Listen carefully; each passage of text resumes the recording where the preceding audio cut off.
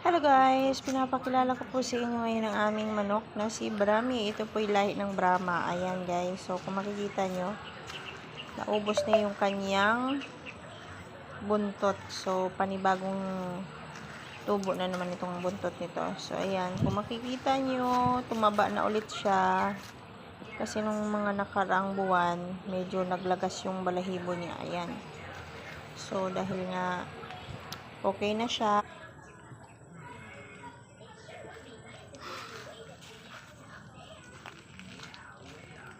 Brahmi!